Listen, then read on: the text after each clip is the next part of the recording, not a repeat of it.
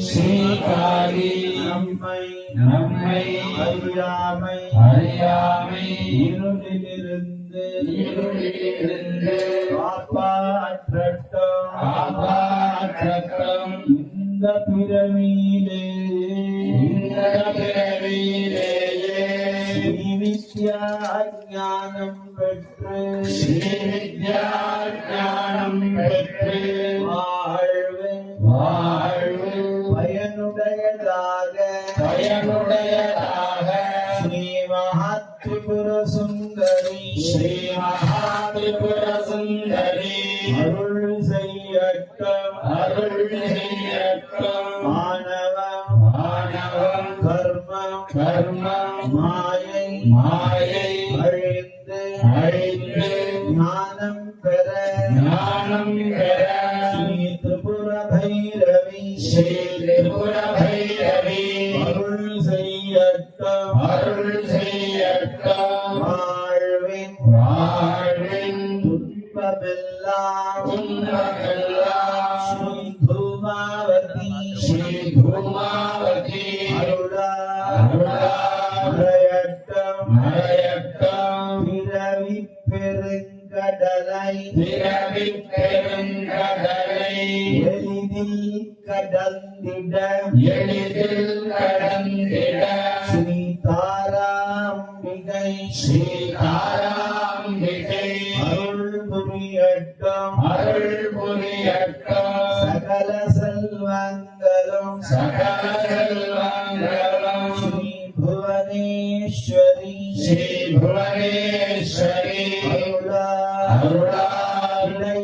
கிடைக்கட்டும் ஐம்புலங்களும் மனமும் அடங்கிட சஷ்டி தேவியாகிய சின்னமஸ்தா அருள் புரியட்டும் ஞான ஒளியாகிய அறிவழி கெட்டும் பரவிவிட ஸ்ரீ ராஜமாதங்கி அருள் செய்யட்டும் எதிரிகளின் சூழ்ச்சியை கம்பிக்கச் செய்து பகலாமுகி தர்மம் அல்ல ரட்சிக்கட்டும் வாழ்வில் அஷ்ட ஐஸ்வர்யங்களும் நிறைந்து வறுமை பதம் அற்ற செல்வச் செழிப்பினை வழங்கி எல்லோரும் எல்லாமும் பெற்று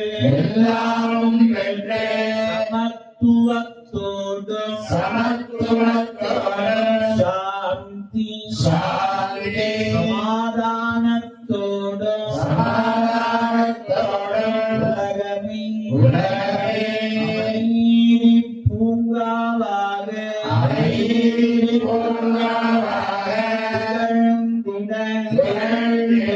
ஸ்ரீ கமலதாரிணி அருள் பூர்ணமாக நிறையட்டும் இந்த 10 பிரார்த்தனைகளையும் அகில உலகிற்கும் அன்னையான புவனேஸ்வரி வடிவம் கொண்ட பராசோடசி தேவி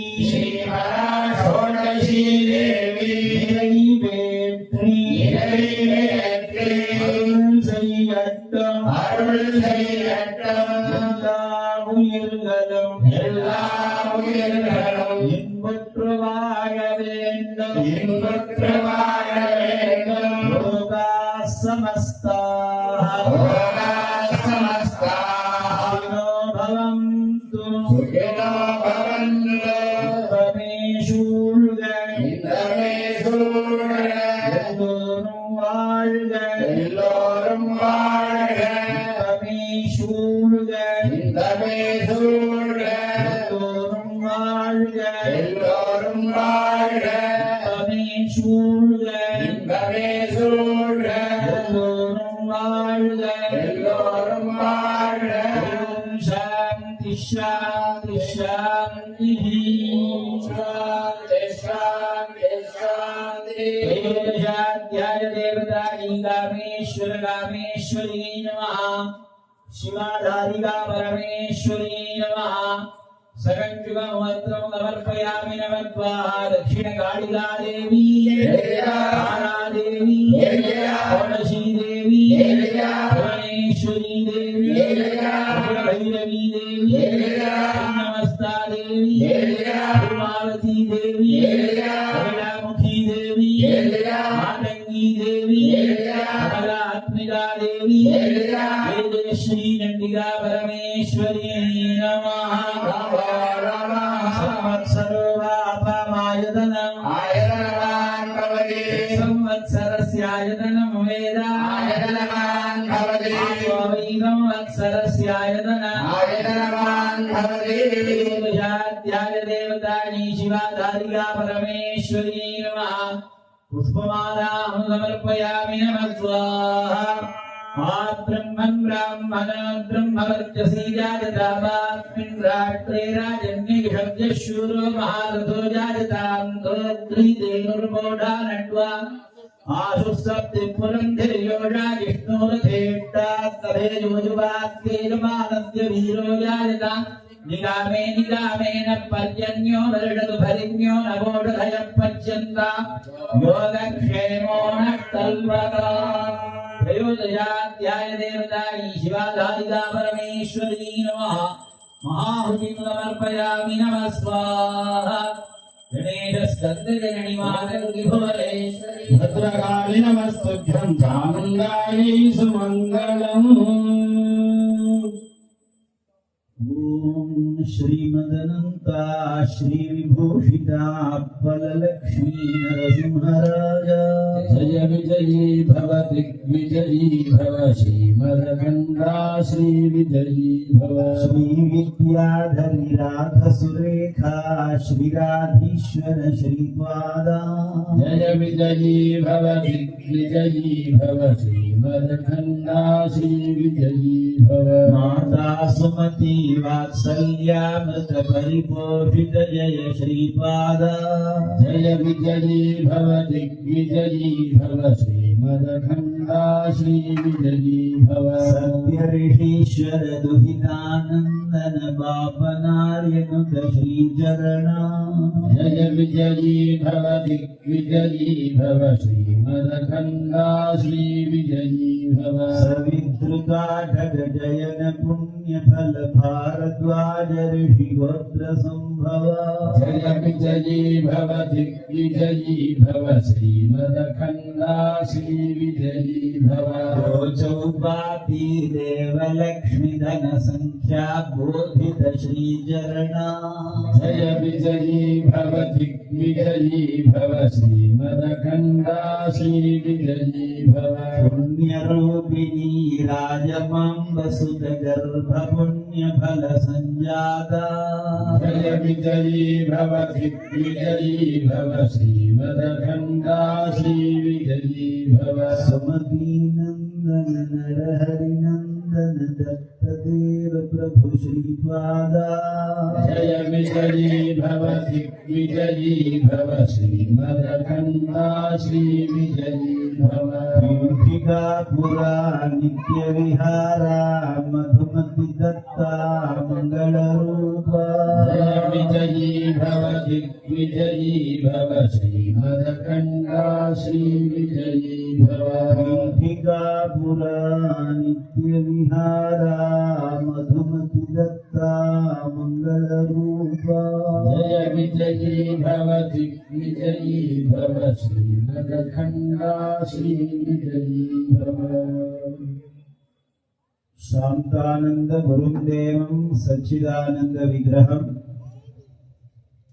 सर्वदा सुप्रसन्नं ह्यवधूतं समाश्रये அனைத்து குருமார்களுடைய பரிபூர்ண அனுகிரகத்தினாலேயும்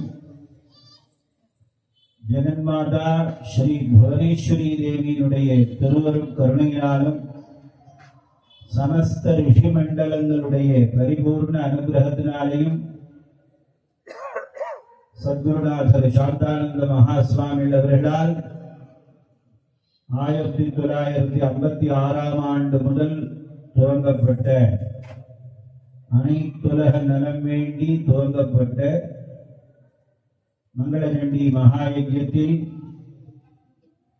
இப்பொழுது தத்த அவதூத பாரம்பரியத்தில் வந்த மகான் மணி மந்திர ஔஷதம் என்று மூன்றையும் எடுத்து மக்களுக்காக வழங்கி ஆங்காங்கு தர்மங்களை ஸ்தாபித்து போதித்து வரும் பூஜ்ய ஸ்ரீ கணபதி சச்சிதானந்த மகாஸ்வாமிகள் பாலசுவாமிகளுடைய ஆக்னிப்படி அவர்களுடைய அனுகிரகத்துடன் கணபதி சச்சிதானந்த சுவாமிகள் ஆசிரமம் வேதிநகர் வேளச்சேரியிலே கடந்த 10 நாட்களாக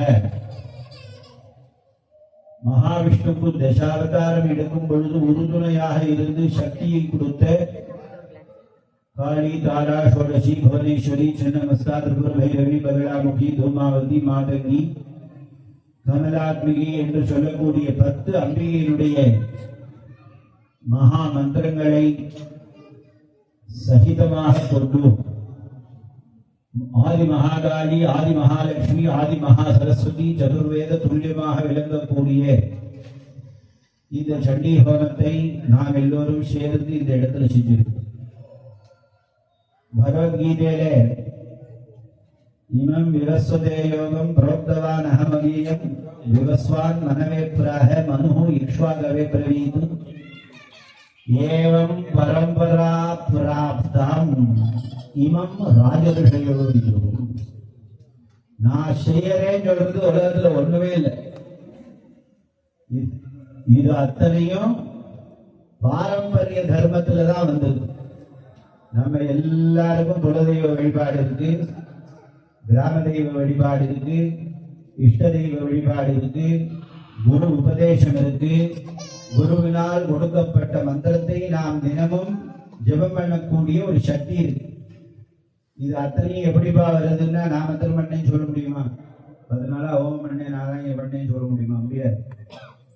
ஏவம் பரம்பரா பிராப்தம் இமம் ராஜரிஷயோ விதுஹு. அதனால அந்த பாரம்பரிய தர்மத்தை சார்ந்துதான் இந்த ஹோமங்கள்லாம் தொன்று நடைபெற்று வருகிறது. ஹோமம் யாகம் என்று சொன்னால் தேவதோத்தேசேன திரவிய தியாகா யாகா. தேவதையை குறித்து நாம் எதை எதை உட்கொள்கிறோமோ அதெல்லாம் சமர்ப்பணம் செய்வதுதான் யாகம் என்று பெயர். எப்படி போஸ்ட்மேன் நமக்கு வரக்கூடிய தபாலை நம்ம வீட்டு அட்ரஸ் கொண்டு வந்து கொடுக்கிறாரோ அது மாதிரி எந்த தேவதையை குறித்து நாம ஹோமம் செய்கிறோமோ அந்த தேவதைக்கு அக்னி வந்து கொண்டு போய் கொடுக்கிறார். 3 இடத்துல இறைவன் நிறைந்திருக்கிறார். அக்னி சர்வா தேவதா ஆபோவி சர்வா தேவதா. அக்னியின் இடத்துல எல்லா தேவதைகளும் இருக்கிறார்கள். ஜலம் தீர்த்தத்தில் அனைத்து தேவதையும் இருக்கின்றன. உபாசனா மார்க்கத்தில் வேதம் படித்தவர்களிடம் அந்த தேவதைகள் இருக்கின்றன என்று புராணங்கள்லாம் வேதங்கள்லாம் நமக்கு சொல்கிறது. அப்படி பார்க்க போனோமே ஆனால் பாரம்பரிய ரிஷி தர்மத்தில் இந்த பூஜையானது அற்புதமாக நடந்து இருக்கிறது. இப்ப நாம வழக்கத்திலேயே பார்த்தா கூட அவரவர்களுக்கு குலதெய்வம் ஒன்று இருக்கும், அதுக்கப்புறமா ரொம்ப பிடிச்ச கடவுள்ங்கிறது ஒன்று இருக்கும். எங்க இருந்தாலும் அந்த சக்தி மறைந்திருக்கும். நம்ம வழக்கத்துல சொல்லுவோம், திருப்பதியில் என்னப்பா இருக்கு, சக்தி இருக்கு. சபரிமலைக்கு அடிக்கடி போறியப்பா, அங்க என்னப்பா இருக்கு, சக்தி இருக்கு. சமயபுரம் மாரியம்மன் போறியப்பா, சக்தி இருக்கு. சரி, குருநாதர் போய் அடிக்கடி பாக்குறியப்பா, அவர்கிட்ட அபரிமிதமா சக்தி இருக்கு. சரி, தத்தாத்திரேய சுவாமி கோவிலுக்கு அடிக்கடி போறியப்பா, அவர்கிட்ட சக்தி இருக்கு. பாபாட்ட அடிக்கடி போறியப்பா, அங்க ஒரு சக்தி இருக்கு. அப்ப எல்லா இடத்திலையும் சக்தி மறைந்திருக்கிறது. ஏகைவ சக்தி பகுதா விபின்னா பராஸ்ய சக்தி விவிதைவ ஸ்ரூயதேனா உபனிஷத் வாக்கியம். இவங்கெல்லாம் உங்களுக்கு பரமாத்தானந்த சுவாமிகிட்ட கிட்டத்தட்ட ஒரு 30-35 வருஷமா வேதாந்த பாடம் படிக்கிறாங்க. சிருங்கேரி ஆச்சாரியாருடைய சிஷ்யத்தையும் படிச்சுட்டு இருக்காங்க. உபனிஷத்து உபனிஷத்துல என்ன சொல்றதுன்னா, வேதத்துக்கு சிரசு தான் உபனிஷத்து. ஒரே சக்தி எங்கும் நீக்கமர நடப்பன ஊர்வன பரப்பன அனைத்திலையும் மறைந்து இருக்கிறது. அந்த காலத்திலே சக்தி வழிபாடு உள்ளுக்குள்ள வச்சுதான் வழிபடுவாங்க, வெளியில வச்சு வழிபடவே மாட்டாங்க. அந்த சாப்தா பகிஷைவா விவகாரே வைஷ்ணவா. உள்ளுக்குள்ள சக்தி வழிபாடு பண்ணுவாங்க, வெளியில சிவன் மாதிரி இருப்பாங்க, லௌகிக விவகாரத்துல மகாவிஷ்ணு மாதிரி இருப்பாங்க. இதுக்குதான் சாஸ்திரம் நமக்கு என்ன சொல்லி கொடுத்தது அப்படின்னா, அதுக்கப்புறமா காலம் போக போக என்ன ஆச்சுன்னா, ஒவ்வொரு யுகம் ஆச்சு. சாதுக்களுக்கெல்லாம் சிரமம் வரும் பொழுது தர்ம சம்ஸ்தாபனாய சம்பவாமி யுகே யுகேன்னு பகவான் கீதையில சொல்லியிருக்கார். பரித்ராணாய சாதுனாம் விநாசாய துஷ்கிருதாம் தர்ம சம்ஸ்தாபனார்த்தாய சம்பவாமி யுகே யுகே. அப்படி யுகந்தோறும் நான் அவதரிக்கிறேன் என்று சொன்னால், ஒவ்வொரு யுகத்துல யாருப்பா அவதரித்தார் அப்படின்னா, ஒவ்வொரு யுகத்துல குருவாக அவதாரம் செய்திருக்கிறார்கள். கிருத்தேது பகவான் சத்யா. கிருத்தயுகத்துல பகவான் சத்யதேவர் அவதாரம் செய்து இதே மாதிரி நமக்கு சித்த சுத்தி ஏற்படுவதற்காக பூஜை யாகம் உபதேசங்கள் எல்லாம் செய்தார்கள். திரேதாயுகத்துல தத்தாத்திரேயர் அவதாரம் பண்ணி அவர்தான் இந்த சக்தி வழிபாட்டுக்கு முதன்மையாக கொடுத்து, கிருதவீரியன் பரசுராமனுக்கு ஸ்ரீவித்ய உபதேசங்கள் எல்லாம் செஞ்சு திரிபுரார அரசுங்கிற நூல் எல்லாம் அப்படித்தான் பேசிட்டு. அதே மாதிரி வியாசர் காலத்திலேயே மனிதர்களுக்கு சற்று சோம்பேறித்தனம் வந்து விட்டது. இன்னைக்கு காத்தால உதவி கேட்டப்பட்ட ஒரு 4-5 வருஷம் ஆச்சு. ஆனா காத்தால எழுதுக்கவே மாட்டேங்கிற, சூரியனையும் பார்க்க மாட்டேங்கிறான். நம்ம ஒவ்வொன்றும் அழகா எனக்கு என்ன பண்றதுலே புரியல. சரி, அப்பா 2 பத்துல எல்லாம் சரியாக. அதனால என்னன்னா, அப்ப வியாசர் காலத்திலேயே நமக்கெல்லாம் சக்தி கொஞ்சம் கம்மியான உடனே அவர் என்ன பண்ணாருன்னா, ஒரே வேதத்தை ஒரே வேதமா தான் இருந்தது. அது 4ஆ இது பண்ணி புராணங்கள்லாம் உண்டாதான் இருந்தது. அது 18 புராணம் ஆக்கி நமக்காக அவர் வழிபாட்டு முறையெல்லாம் சொல்லி கொடுத்து எல்லாம் அந்த புராணத்துல இருந்தே சின்ன சின்ன ஸ்லோகங்கள் எல்லாம் எடுத்து, இப்ப கூட இங்க நம்ம பிரார்த்தனை பண்ணி ஒரு தேங்காயை சமர்ப்பணம் பண்றோம். இது சுவாமி சொல்லியிருக்காருன்னா, ராமாயணத்துல இருக்கக்கூடிய ஒரு ஸ்லோகத்தை உபதேசம் பண்ணியிருக்காரு. அதை நாம இங்க சங்கடமோசன ஹனுமார்த்த பிரார்த்தனை பண்ணிட்டு அந்த தேங்காயை கொண்டு இங்க கட்டினோம்னா நம்மளுடைய ஒரு துக்கம் கவலை இதெல்லாம் போகும். அதனால எல்லாமே உங்களுக்கு அந்த புராணங்களை வியாசாச்சாரியார் உபதேசம் பண்ணினார். அதுக்கப்புறம் கலியுகம் வந்த உடனே நம்மளுடைய இந்து சனாதன தர்மத்தை குலைப்பதற்காக 72 துர்மதங்கள் ஏற்பட்டன. மதோச்சேத்ரே நமஹா அப்படின்னு அவருக்கு ஒரு அக்ஷரம். அந்த 72 துர்மதங்களையும் கண்டனம் செய்து, கண்டனம்னா அது இல்லவே வேண்டாம், உலகத்துல அவங்க இருக்க வேண்டாம்னு அவர் செய்யல. அவங்களுக்கு எல்லாம் புத்தி பூர்வமா புத்தியை புகட்டி, இது பூரா கடவுள் வழிபாட்டுக்குள்ள, இந்து தர்மத்துக்குள்ள, சனாதன தர்மத்துக்குள்ள வர வச்சு, அதுக்கப்புறமா அவங்களுக்கு சித்த சுத்தியை கொடுத்து அத்வைத சாஸ்திரத்தை எல்லாம் கொடுத்தாங்க. இது தொடர்ந்து நடைபெறணுங்கிறதுக்காக ஆம்நாய பீட்டங்கள்லாம் ஸ்தாபனம் பண்ணி, அந்த பீட்டங்கள்ல குடும்பத்துல நிறைய சிரமங்கள் இருக்குங்கிறதுக்காக தசநாம சம்பிரதாயத்துல சன்னியாசிகள் எல்லாம் அவதாரம் செய்ய வச்சு தசநாமி சம்பிரதாயமாக புரி, தீர்த்தா, அரண்யா, கிரி, பர்வதா, கீண்டவாலா அப்படின்னு சொல்லி அதில் பலவித 10 சன்னியாக ஆசிரமத்தை 10 விதமாக நமக்கு அனுகிரகம் பண்ணினார்கள். அதே மாதிரி இந்த ஹோமம் எல்லாம் எதுக்காக நாம பண்ணணும் அப்படின்னாக்க, நம்ம தெரிஞ்சும் தெரியாமலும் செய்யக்கூடிய ஒரு பாவங்கள், நம்மள அறியாம ஏற்படக்கூடிய எத்தனையோ ஜென்மத்தினால ஏற்படக்கூடிய பாவங்கள், துக்கங்கள், தோஷங்கள், இதெல்லாம் நிவர்த்தி ஆகணுங்கிறதுக்காக இந்த ஹோமங்கள்லாம் விதித்து இருக்கிறார்கள். இந்த தேவி மகாத்மியத்திலே கடைசியில ரகசியத்திலே பார்த்தோமே ஆனால், ஆதி மகாகாளி, ஆதி மகாலட்சுமி, ஆதி மகா சரஸ்வதி தான் விரிஞ்சீஸ்வரயா மத்தியே ருத்ரோ கௌரியா தட்சிணி வாமே லக்ஷ்மியா ரிஷிகேஷா புரதோ தேவதாத்ரயம். ஆதி மகாகாளி, ஆதி மகாலட்சுமி, ஆதி மகா சரஸ்வதி 3 பேரும் சேர்ந்து பிரம்ம விஷ்ணு சிவஸ்வரூபத்தை அவருடைய சக்தியினால உருவாக்கி அவர்களோடு சேர்ந்து உலகத்தெல்லாம் வியாபிய கிருஷ்ணம் விவஸ்திதா படைத்து காத்து மறைத்து அருளி விளையாடக்கூடிய தெய்வம் பராசக்தி. அதனாலதான் ஆதிசங்கர பகவத்பாதால் ஷண்மதத்தை நமக்கு வகுத்து கொடுத்திருக்கார். நேதிக்கு சுவாமி கூட அதை பத்தி சொன்னார். தானாபத்தியம், கௌமாரம், சைவம், வைணவம், சாக்தம், சௌரம்னு இது 6குள்ளதான் நாம எந்த தேவதையை பூஜை பண்ணாலும் இது 6குள்ளதான் வந்தாகும். சப்தபிரேவ மந்திரைஹி கத்வா சுகம் கச்சதி யஸ்ய பாதம். சப்தகோடி மகாமந்திரங்கள், 30 கோடி தேவதைகள் எல்லாமே இந்த ஷண்மதத்துக்குள்ள சம்மதமா இருக்கு. இதை நாம செய்யணுமே ஆனால் சின்ன வழியிலேருந்தே பரம்பரை ஞானம் ஏற்படணும். அதனால நாம் சுகமா இருந்து இதெல்லாம் செய்யணும்னே நமக்கு வழி வகுத்து கொடுத்திருக்கிறார்கள். அவ்வழியிலே எல்லா பீட்டங்கள்லையும் இந்த மாதிரி யாகாதி அனுஷ்டானங்கள் நடக்கிறது.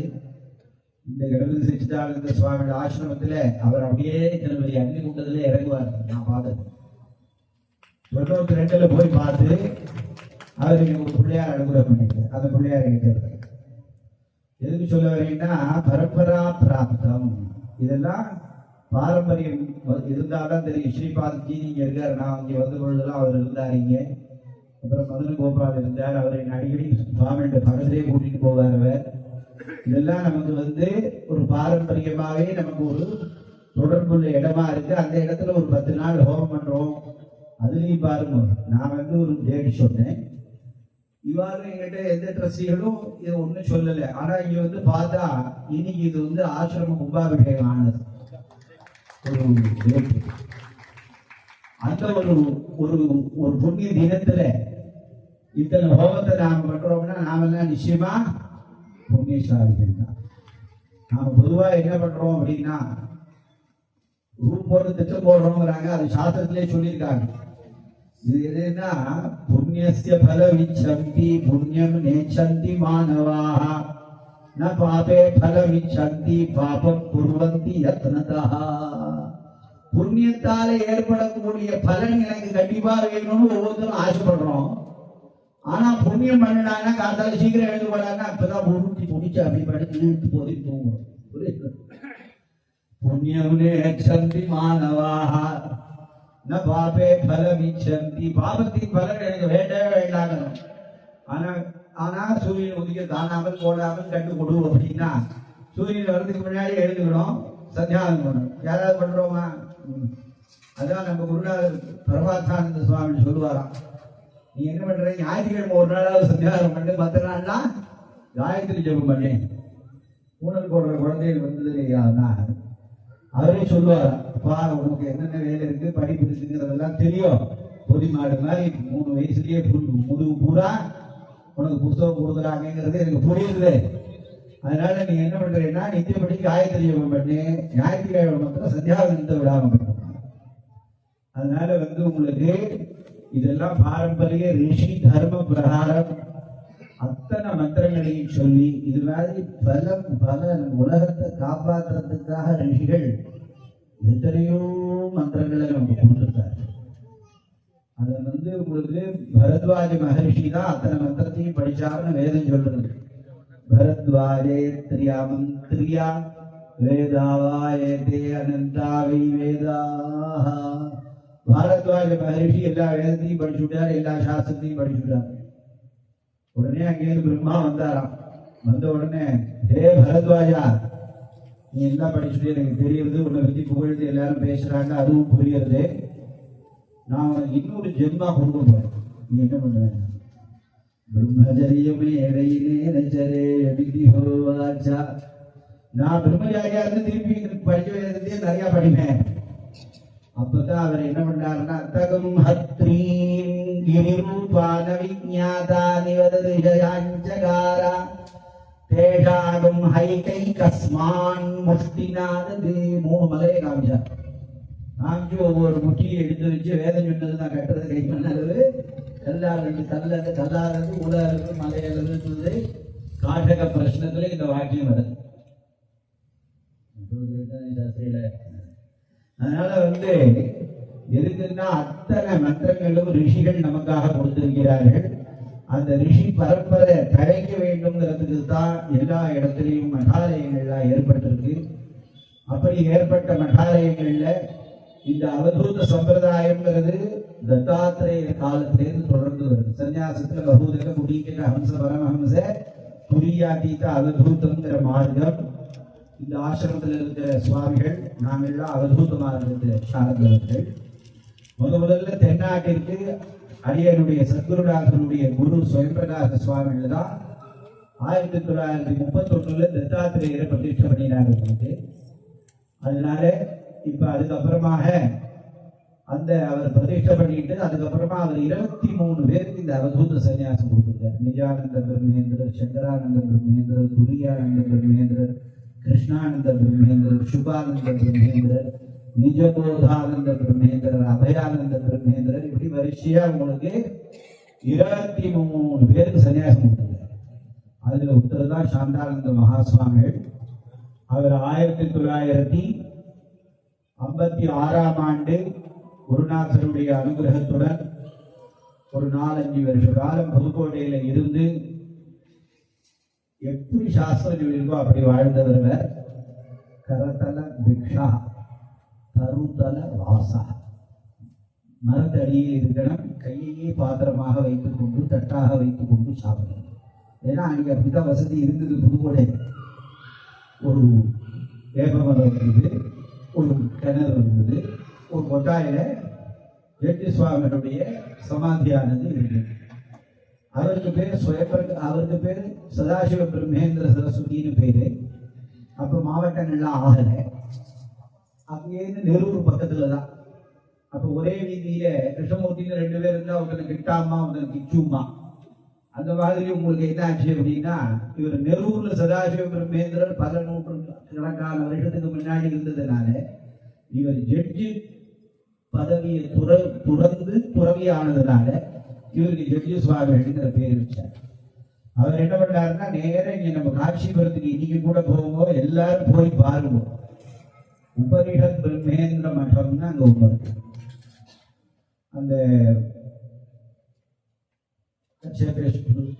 ஈஸ்வரர் கோவில்லாம் தாண்டி போனா உள்ள வருவாங்க.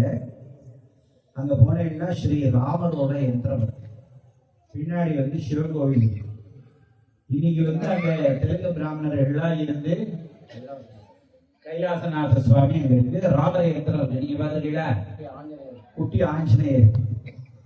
அங்கதான் உபனிஷத் பிரம்மேந்திர மடத்துலதான் வேதாந்த பாடங்கள் பூரா நடக்கும். அங்க ஒருத்தர் ராமகிருஷ்ணானந்த பிரம்மேந்திர சரஸ்வதினு ஒருத்தர் இருந்தார். அவரை சரணடைஞ்சு ஜட்ஜி பதவியை துறந்து இந்த சுவாமிகள் சன்னியாசம் வாங்கிட்டு அப்படியே பாரத யாத்திரை போகும்பொழுது நார்த்தாமலை அடிவாரத்துல அப்படியே கொஞ்ச நாள் தபஸ் பண்ணிட்டு இருந்தார். அப்போ உடல் நலம் குன்றின உடனே ராஜாக்கள்லாம் அவரை வச்சு பராமரிச்சு அந்த இடத்துல அவர் மகா சமாதி எல்லாம் செஞ்சு அதுக்கப்புறமாக அந்த காலத்துல எப்படின்னா படத்திலே வைக்க மாட்டாளே, குரு சன்னியாசம் வாங்கி அடிப்பாட்டுக்கு ஒரு பக்கம் போய் பிக்ஷை எடுத்துட்டு இங்கே இருப்பான், நான் ஒரு பக்கம் இருக்கேன் அப்படின்னு தான் சொல்லுவாங்க. அது மாதிரி அதுக்கப்புறமா கொஞ்ச நாள் கழிச்சு இவர் தத்தாத்திரேய பிரதிஷ்டை எல்லாம் பண்ணின உடனே ஜட்ஜி சுவாமிகளுடைய சிஷ்யர் ஸ்வயம்பிரகாச சுவாமிகளுக்கு ராத்திரி வியாழக்கிழமை அன்னைக்கு ஒரு விதமான உடம்பெல்லாம் எரியுது.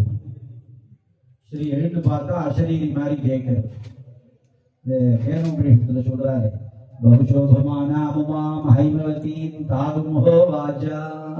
அசரீரி கேட்ட உடனே என்ன ஆச்சுன்னா, குருநாதன் உடம்புல குப்பையெல்லாம் இருக்குன்னு உடனே அவர் காசி சுவாமியை கூப்பிட்டுட்டு பிறந்த மேனிக்கு நாங்களாவது வேண்டி கட்டியே எங்களுக்கு அனுமதி கொடுத்துருக்கிறார்கள்.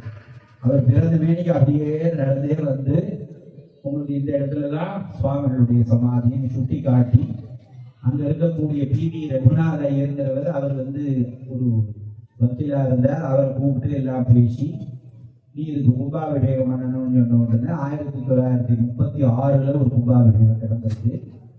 அதுக்கப்புறம் சாந்தானந்த மகா சுவாமிகள் அங்க போய் கரத்துல பிக்ஷையெல்லாம் எடுத்து நிறைய ஜபங்கள்லாம் பண்ணி ஹ்ரீம் ஹ்ரீம் பிரதிதினம் ஜபதாம் தவாக்கியாம்னு ஸ்ரீகார ஜபத்தை நிறைய பண்ணியிருக்கார். அதுக்கப்புறமா அதோட பலன் 1956 புவனேஸ்வரி சித்திரப்படமாக வரைஞ்சி உங்களுக்கு ஒரு கோடி அர்ச்சனை பண்ணியிருக்கார். அந்த கோடி அர்ச்சனை பண்ணி முடிச்சதுக்கு அப்புறம் கொஞ்ச நாள்ல பார்த்தீங்கன்னா மகாபெரிவா வந்து இளையாத்தங்குடி அதிஷ்டானத்துக்கு போகும்பொழுது நான் இங்க வரேன் இந்த அதிஷ்டானத்துக்கு சொல்லி வந்து அப்பதான் புவனேஸ்வரி கோவில் கொஞ்சம் கொஞ்சமா எழுதுண்டு ஒரு பாதி செவில வந்த உடனே அந்த இடத்துல மகாபெரிவாலும் சாந்தானந்த சுவாமிகளும் நின்றுட்டு இருக்காங்க. இங்கதான் புவனேஸ்வரியை ஸ்தாபனம் பண்ணாங்க. 6/6/1962 அடியனுடைய சத்குருநாதர் அங்க புவனேஸ்வரிய ஸ்தாபனம் பண்ணினாங்க. அதுக்கப்புறம் பார்த்தோம்னா எத்தனை மந்திரங்கள் இருக்கோ அத்தனை மந்திரங்களும் மக்களுக்கு தெரியணும் அப்படிங்கிறதுக்காக சின்ன சின்ன புஸ்தகங்கள் கார்டுகள் எல்லாம் போட்டு கொடுத்து வருஷா வருஷம் 27 நாள் 48 நாள் 100 நாள் அந்த மாதிரி எல்லாம் மகா ஹோமங்கள் செய்து வந்து கொண்டிருந்தார். அப்புறம் 88 எனக்கு சன்னியாசம் கொடுத்தார். எனக்கு சன்னியாசம் கொடுக்கும் பொழுது என்ன சொன்னாருன்னா, முதல்ல நீ காளஹஸ்தி போ, அங்க ராமகிருஷ்ணானந்த மகேந்திரர் ஆசீர்வாதம் கிடைக்கும், அம்பாள் அபிஷேகத்தை பாரு, ஞான பிரசூனாம்பிகின்னு பேரு.